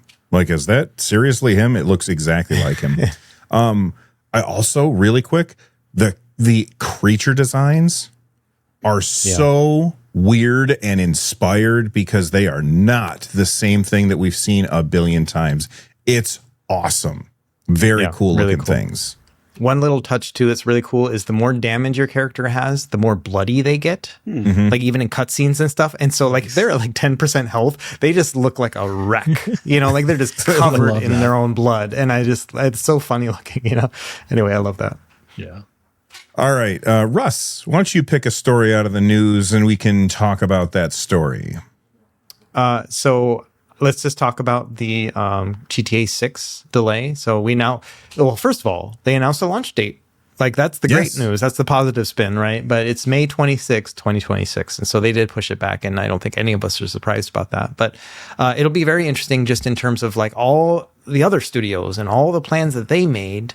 like, what are they doing now? Are they scrambling? Like, oh crap, we were trying to avoid the launch of GTA 6 and now we're right in the middle of it, And so that's kind of the interesting thing for me is like how this is going to affect just a trickle effect for everyone else. Have you guys heard about Devolver Digital? No. They were trying to launch on the same day as GTA 6. Like that's their marketing play, right? Like they're creating a Barbenheimer moment. They're using this as like marketing. Everybody wants to avoid, not us. We want to launch on the same day. Love it. And so apparently they announced that it doesn't matter. Now that it's been delayed to May 26th, they will still release a game on the same day as GTA 6. So what if it's delayed again? Are they a specific game? I think that I didn't read the full article. I'll find one so that we can link it in the show notes. But the way I did read it was that they had a game planned and now they're going to use a different game. So the game that was planned to launch later this year will still launch later this year, but a new game will launch on the same day as GTA 6. I think GTA 6 is going to get delayed again to September to November 2026. So, why? Yeah, go ahead. No, that's just I feel it in my bones. Like May 26th doesn't feel like a GTA type of day. Feels like it's got a. Well, I don't know. It's GTA 6. It's May 6th. It's 2026. It's like they got all those the numerology kind of like. Well, then you could do. What was the console that launched on the 9th on Dreamcast 9999? The Dreamcast, and then I think Skyrim was 11/11/11, right? Yeah. Wait, hold on, though. That Rockstar did not call you, Carrie, and do a bone check about whether or not you feel it in your bones, if that's the right day. No, they didn't. Well, too bad for it's them. Not gonna happen That's then. Yeah. bad news. Yeah, I just feel like they're going to delay it again. That's all. I mean, I don't know how much of a few months actually gets them in like relatively. So I don't know. I just feel like it's like holiday. Also, I just feel like GTA has always been more of a fall type of game. I don't know why. Is that true? Let me. Well, because it's a blockbuster, and we expect blockbusters to be somewhere around Christmas time. I will say that, like they have said that they're really trying to avoid crunch, which is a good thing. Like we've all said many times before, that meme that Rich always posts, where it's like, I want games that look worse, made by developers that get paid more and don't have to work as hard, and I'm not joking about that. And I agree with that 100%, although I'm sure I'm getting the quote wrong. I want shorter games with worse graphics made by people who are paid more to work less, and I'm not kidding. But that was really good off the top of your head because I looked it up. So I feel like they're avoiding crunch.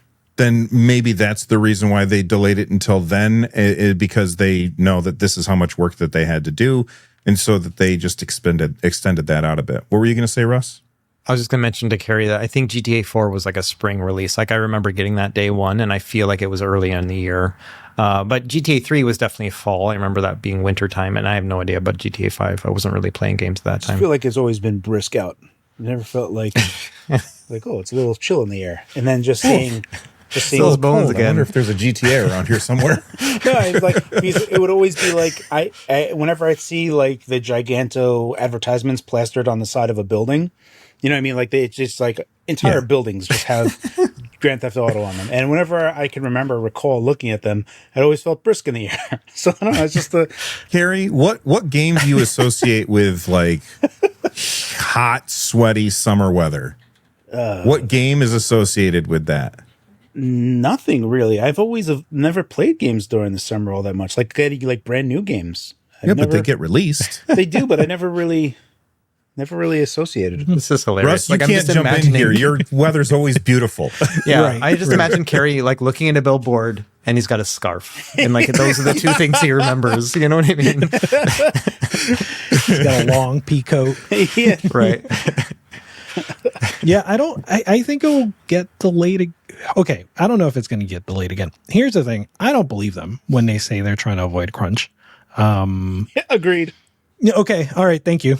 I think that's like I want them to avoid crunch. I would like the developers not to crunch and not have a death march towards launch.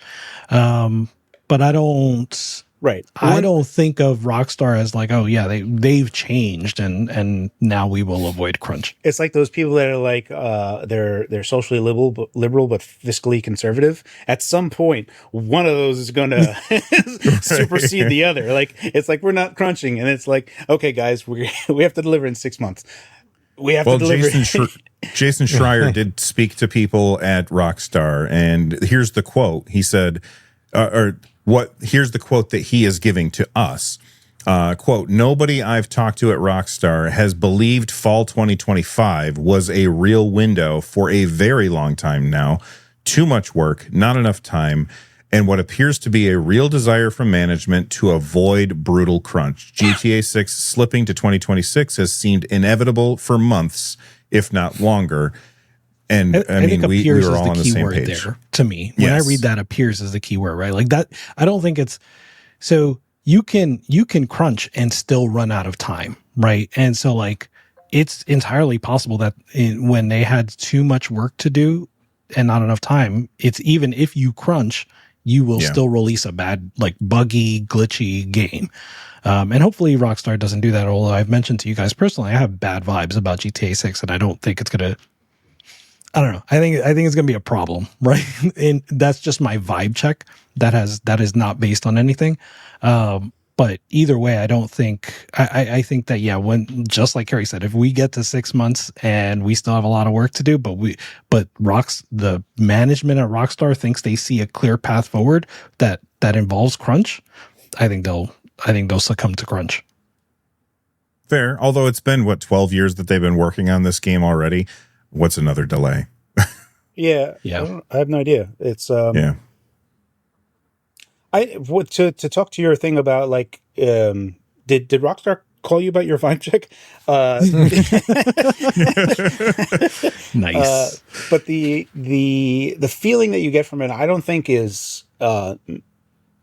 I think it's warranted. Like I get what you're saying, but along those same lines, I kind of evaluate the whole like people's level of how much slop they'll endure. Yeah. Versus like how bad could GTA 6 be when there's so much hype behind it. Yeah. And I also don't believe that there's a lot of people that genuinely put in lots of hours into Grand Theft Auto that are not just playing with the systems that are in Grand Theft Auto rather than actually playing the missions and going through the missions. I think they're just like, robbing cars, being this deviant, and, kind of just doing that. I don't know. I feel like there's a lot of people that just enjoy that whole aspect so much and all of those systems that interact with each other that you kind of stumble across things that just feel really good. And I think Rockstar did a very good job with their Rage engine as they've been developing it over time, that they really have a really good fingerprint for that. You look at like Red Dead Redemption 2, and all of the systems that they have and that they've designed where it just feels really good when you're doing nonsense that has nothing to do with any part of the main part of the game. You're just doing random nonsense and it just feels like that is totally allowable in the game. And I think, everyone chases that open world type of idea, but Rockstar is the only people that kind of really have all the systems in place to do that. So I don't know. I feel like even if the main game isn't good, is that no one cares. So I don't think that you're wrong insofar as that, but I don't know. I still think it's reasonable. I still think it's going to sell bazillions. And Rockstar, yeah. It doesn't matter how good it is. It's going to sell a lot no matter what because it's GTA. Yeah. So I don't know. Yeah, that's where I am. I'll pick it up. I didn't really like GTA 4 all that much. I love GTA 3 and GTA 5. I've never beat. I only played like the beginning, and then waited for the PC release, and then I bought it, and then never played it. So I don't know. That's what we all do. Take a look at the game news there, Carrie. Pick out a topic. I saw one that I wanted to talk about, and that's the Chrono Trigger remake. Called it, Rich. Sure did. Yeah. Yep. Let's talk about that, man. So it seems like they walked that back already and said that. Sort of. Yeah. I feel like that's like kind of like they're trying to put the genie back in the bottle type of situation because there's like things can get lost in translation a whole bunch. But like reading some of the things, like when he said that, people clapping in the audience, and then him like kind of walking it back right afterwards for clarification. I feel like there's just a bunch of stuff there that I feel like it's happening. And I just want a 2D HD Chrono Trigger. That's really, that's all I really want. And I don't want a full on 3D like Uber Final Fantasy. Maybe I do want a Final Fantasy Rebirth treatment of Chrono Trigger. I don't think I want that. Like, like get rid of everything. I just feel like Dragon Quest, the Dragon Quest remakes. I think if they did a Chrono Trigger remake in that same vein, keeping that same spirit, but just leaning on that style, that I would absolutely love. And I hope they do make it.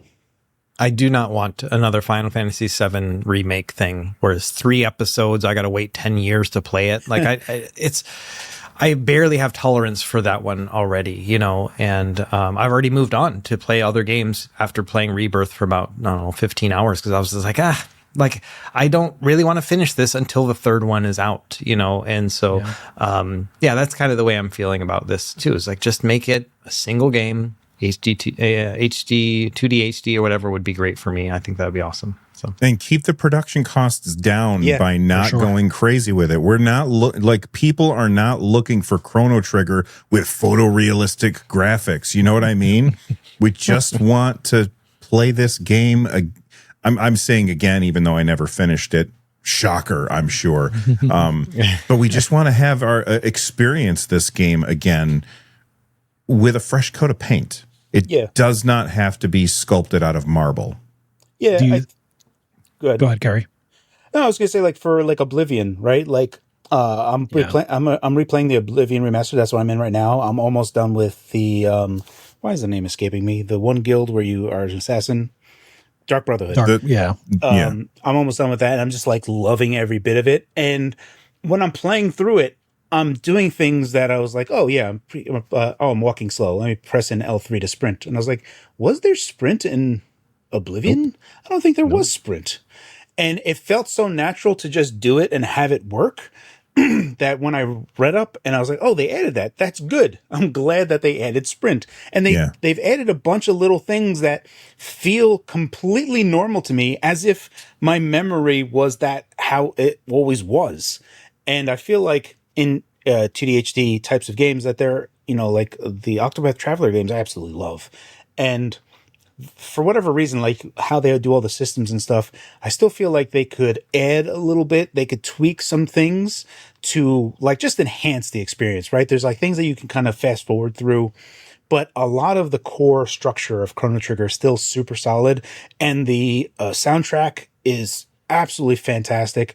And the cast is fantastic, much to like what Russ was saying, right? Like if you have like one particular character that you just align with, right? And then you're just like amping that one guy up. You're just like, yeah, you get the best sword, you get this, you get that. And I feel like, there's like 3 or 4 characters in the Chrono Trigger squad that I would always have just the 3. Like I'd always have Frog, I'd always have Chrono and Luca. And I would just and then I'd flip out with Robo. And those were like my main people, and I would always just try to like amp those guys up. And I feel like that's like, I don't know, like you always have a wide cast, but you kind of align with certain characters. And I feel, I don't know, Chrono Trigger always did that for me. So if they just can update that, not go too crazy. If they charged $60 for the Dragon Quest games, right? The remakes? Yeah. I do not like know. 50 or 60. It's high. Yeah. Yeah. I still feel like they should target $40. Like, don't go crazy on production. Like that's what we're all saying, right? Like, just like take it easy, guys. Also, don't go crazy. Like allow a place for people to say, okay, I know this is an old game and I know you redid it, but don't charge me, don't bang me over the head with pricing. I will still likely pay $60 for it just because I'm such a fan of it. Provided that it is, what I'm looking for. But I hope that this is true. Would you pay 80 though? Zing! Probably not. No, like $80. I'd probably wait for a deal on it. It's also because like it's not at that point. It's not like a day one thing. I played it a long time ago. I still have my Super Nintendo copy. So it's not even like the zeitgeist thing of it. You know what I mean? Like that's come and gone. So definitely not. But it was an $80 game. It was, yeah, it was. You know what I mean? Like you paid $80 back then. Why not do it now? I know for a fact that it was $80 Nostalgia. because I rented it 3 times and then I bought it. And I remember because my brother gave me no end of shit for buying it after I rented it 3 times. He was like, "You rented it 3 times and then you buy it?" And I was like, "Well, yeah, it's really good." And every time He's I rented right. yeah, well, every time I rented it and then I would rent it again, someone deleted all my saves. Oh, ouch. And I'm like, God damn, guys, there's 3 save slots. Just do one. Jesus. Yeah. Wait, do you have to have a clean slate? Like, what the hell? That is terrible. Carrie, when you were in Japan and you picked up all those retro games, did you leave the saves on them? I haven't played them yet, but yeah, it's like, whoa. That's so cool. I mean, the Mega Mans don't have battery saves, right? No, those no. are all password. Yeah. Password. Yeah, everything's password. Oh, okay. Yeah, nothing here is saved. Oh, that's Super Mario Kart though. So- Pilot Wing 64. Chrono Trigger question. Do you guys think it is possible for a Chrono Trigger HD 2D remake to do well enough that we may see an FF6 HD 2D? Oh, that would be huge. I would Right? love that. Yeah, FF6, Final Fantasy 3 in US, but those are the first 2 JRPGs I ever played. Played Chrono Trigger first, and then FF3. And I was like, man, JRPGs are amazing.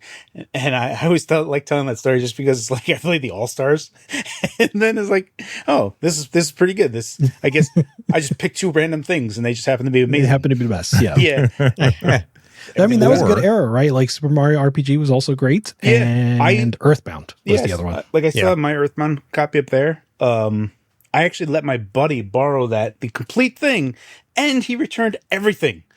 That's like the only friend I ever had that hadn't borrowed something from me and actually give back exactly what I had let him borrow. Amazing.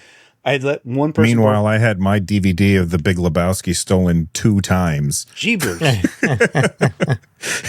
Permanently bet you borrowed bought a twice. third. I bought it 3 times. I love that freaking movie. Yeah. It's great. And I had the Go ahead. just another aside. I had the Beckett monthly. Remember the Beckett's that would show you like the sports card like prices you get every month, and so it was like a big deal in the baseball card world when I was a kid. And I had the Bo Jackson cover one, which had his like baseball bat and the football pads or whatever. And that cover one in black and white, like so cool looking. And I loaned it to somebody, and they like handed it back to me all shredded. And I still I feel bad, and it made me think of it because this week I made a video about Tecmo Bowl, and I was talking about Tecmo Super Bowl and how I always plays 49ers, and everyone was like, you got to play as Bo Jackson, he was OP in the whole game. And every time I responded saying, the baseball player, like every time. That was my joke. Anyway, that was it. That's a good joke. I like that. Yeah. I want to follow on with what Rich said. Let's say that this HD 2D version of Chrono Trigger comes out and it does well. Do you think we get a Chrono Trigger 2? I don't We think did so. already. Chrono Cross. Cross. Well, Chrono Cross isn't Chrono Trigger 2, is it? Like it is it? I don't think that you're gonna have that Sounds like only someone's going to because fight over this. is it? So like Akira Toriyama is no longer with us, and I feel like the dream team that made Chrono Trigger is just gone.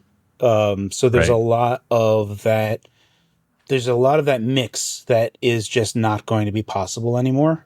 $100 says Square Enix just makes an AI version of it. Oh, just crank it out. Just like, just take the character sprites and just like interpolate. Yep. Just like, and just like, oh yeah, just 4x Make that. make 10 more characters that I using just threw up in my these. mouth a little. I know that's what you're That gonna actually get. is kind of how Chrono Cross feels. It's like they're like, well, you just throw a lot of characters at the problem because that's what that game's all about. Yeah. Anyway. All right. I think that we hit all of those main stories. Rich, you've been playing some indie games. Yes. Where are you Yes. finding all these indie games, man? All right. So I'm enjoying a site called WeLoveEveryGame.com. This site is made, and it's something that's been on my radar for a while. I just haven't had time to look at it, right? But it's a site that's developed by a developer named Ichiro Dejabon, and he made an indie game that's like, then the title is like a bunch of A's, right? It's like, That's Digimon Games, right? Yeah, Dejabon Games, exactly. And he's had some other indie games as well. But he also is kind of big on like the Steam discoverability scene. So if you've ever been to like whatsonsteam.com or I forget the other one, but he's had like these like micro trailer sites for Steam discoverability. Right. And the latest one is weloveeverygame.com, where actually going back to the AI discussion, he is using like LLMs, but in a really clever way. So like, for example, if you look at the We Love Every Game page for a game, it's going to show you like a synopsis of user reviews. So it's crawled all the user reviews, fed it into a chatbot, and like summarizes it with like 3 to 4 key points.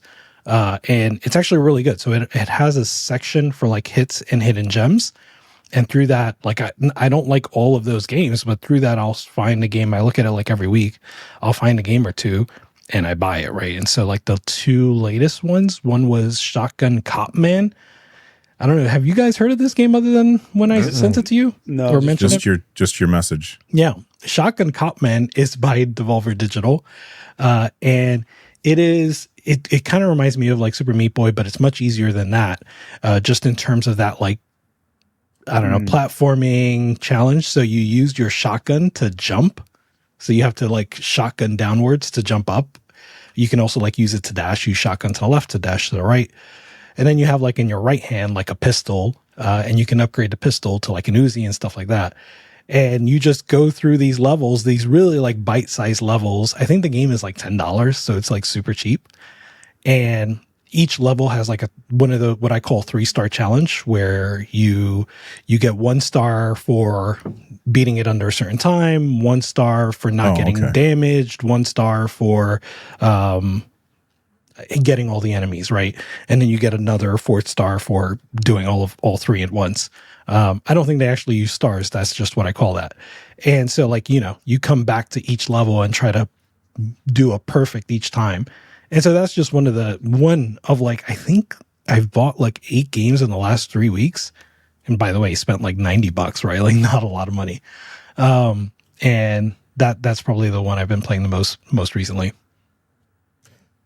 I was just looking at the website and I came across a game called Wizardium, and I was like, this is a rich ass video game if I ever saw one. It's a boomer shooter as hell. Yep. And there's a demo for it. So if it's also a Bill game or a Rust game or a Carry game, download the demo, try it out. Very cool. This is just bookmark this site. This is a good site, man. Awesome. So you have also been playing a game called Replicube. What's that? Replicube is not for most people. It is a Zack-like. And so Zack-like is, if you guys know Zachtronics, Zachtronics is a, I'll say defunct, right? Like they shut down the game studio, and they used to make programming video games. So the first one was Space Chem. Many people probably heard of Space Chem if they are into the indie scene. Then they also made like an Infinifactory, I think was, and TIS 100, Shenzhen. So they make all of these like games that focus on programming. And so Replicube is a game where you program in Lua, mind you, which is a scripting language. Oh, wow. And you program these like voxels. So you take a coordinate as an input and you do math on that coordinate and you pass out a color as an output. And so you can use that to make the reference shapes that they give you. So sometimes it's a little Picrossy, right? Where they give you like a duck and you have to remake the duck. And most of the solutions for most people are probably just going to, like myself included, is just going to be kind of naive, where it's like, do a loop, make a block, do another loop, make another block. And it's not actually loops, but you get the idea. Whereas other people have like mastered this stuff and they can just use, I'm going to use sine here to make this color, and I'm going to use tangent over here and it'll make that color. And it's just really clever solutions. Right. That sounds really interesting. Yeah. That's the thing that you asked, you asked Carrie and Kyle about in our Discord, right? Yeah, because I looked at it and I was like, this is not for me. Yeah, I was looking at it and like, this is work. Yeah, right. Am I getting paid to do this? Like, and it's work for me too. And I'm like, I don't know why I find this so much fun, but I do. So I don't know. That's awesome. It's weird.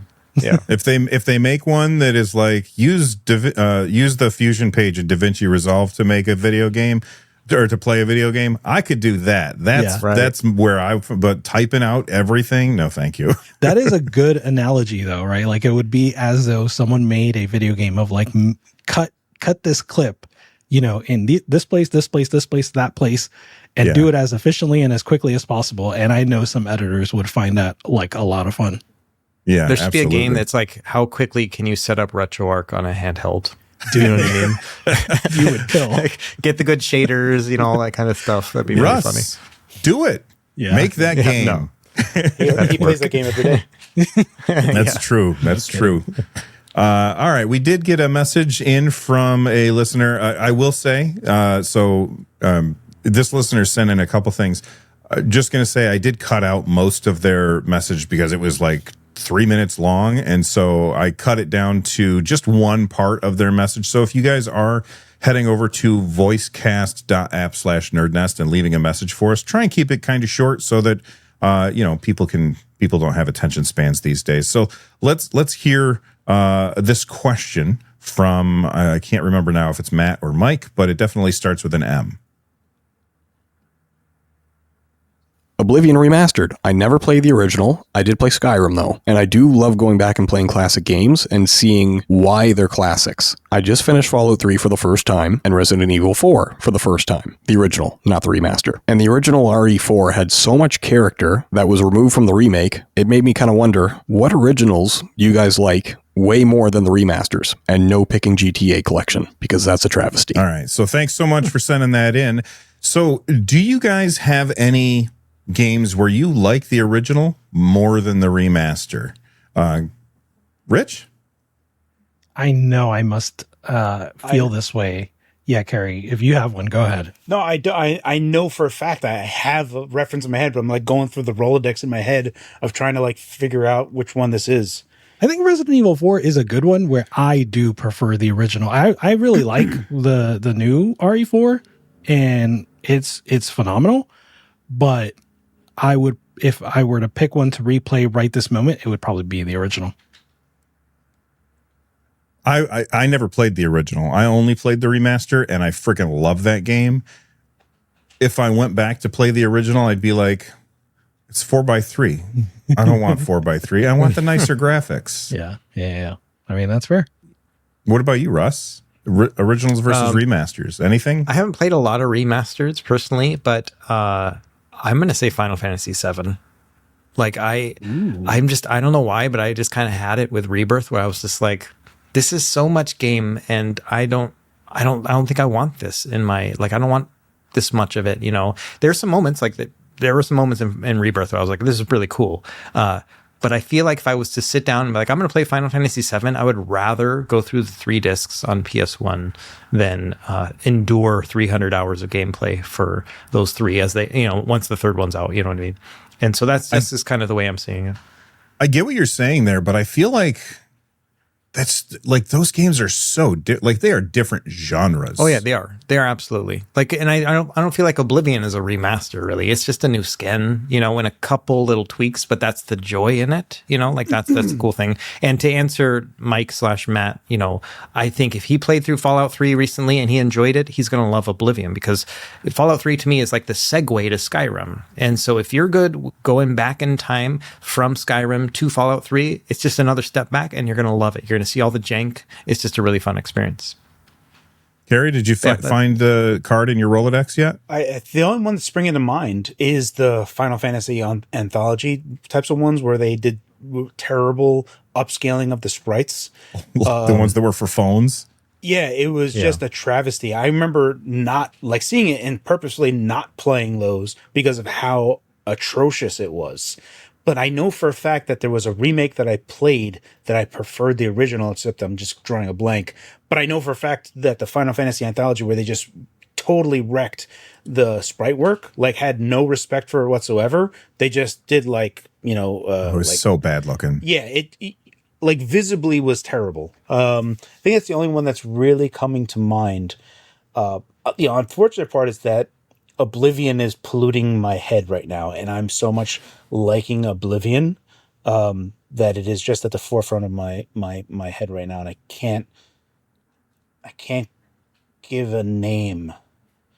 I feel like what it's about like Silent Hill? I think a lot of people like. Yeah, I don't know how people feel about that remake well, like and all what do that. they have the Comic Sans type of font on one of the things? I feel like something gets lost there, but I don't. I want to almost say that Metal Gear Solid. I prefer the PlayStation one over the GameCube one. I feel like that is in my head. I like the GameCube one. Yeah, Yeah, a lot of people feel that way. What about Halo? Is that it? So the Anniversary Edition. Good question. Yeah. I like both of them. I feel like some people get Halo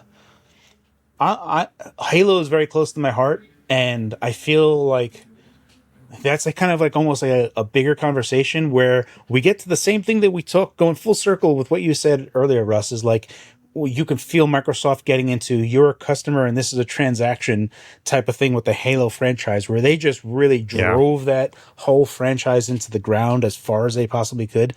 Like everyone involved with that, from the TV shows to the future games to the books, just wanted to milk that franchise for everything it was worth and cared nothing about the longevity of it, the future of it. But that's like not a remake or a remaster. That's just milking a franchise to death. Right.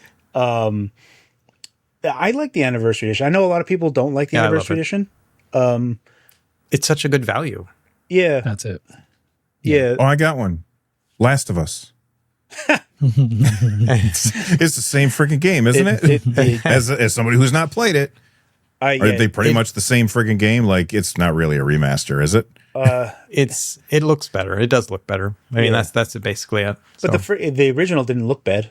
It's just like, Right, look exactly. like frame The rate and all the original- other stuff. That's definitely an improvement. But even for what it was on PS3, was a triumph, to say the least. Right. Yeah, it looked fantastic. I still think Uncharted 2 is still the best PS3 game. But I loved Uncharted 2. But Yeah, that was so good. yeah, I would say that the only thing that actually springs to mind would be Metal Gear, the original for PlayStation. I prefer over the GameCube version, even though the GameCube version looks a lot better and has like stuff. I just feel like there's something texturally missing, and I don't. But maybe it's the warbly textures that the PlayStation has. But there's just a. I'm just picturing you swishing Metal Gear around in your mouth. I'm like, something's off. What season? What season is Metal Gear associated with, Carrie? Like, what's the weather like? For me, it's winter. It's winter. That's Okay, so he's funny. got a toque on. For those of you who don't know what a toque is, that's a knit cap, I guess.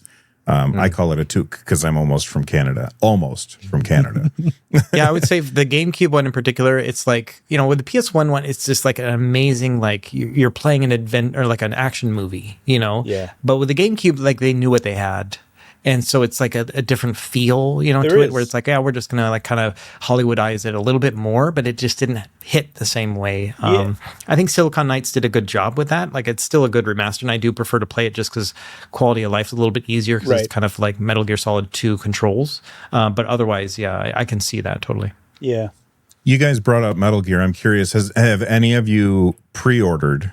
I usually don't like to pre-order things, but Metal Gear Solid Delta Snake Eater is up on Fanatical for $52 for the standard version.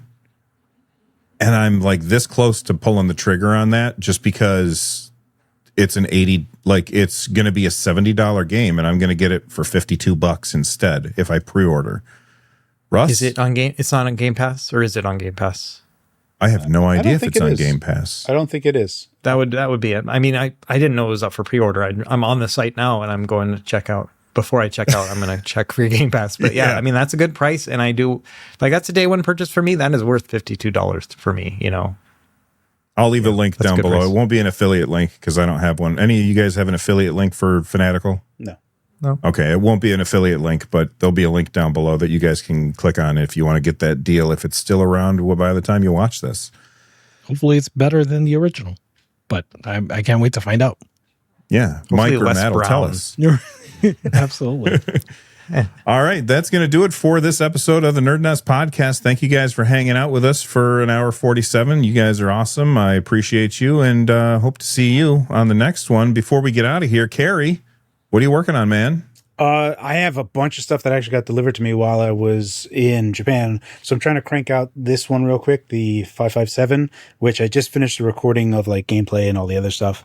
and I still have to do the me recording part.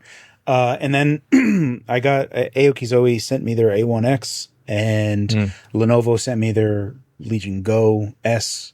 So I have a bunch of crap that I have to like sprint through. The Steam one or the white one? The white one. Okay. And then the Steam one is supposed to follow, or whichever. But yeah, like they finally responded. So they were like, "Hey, we're sending." I was like, "Oh, cool."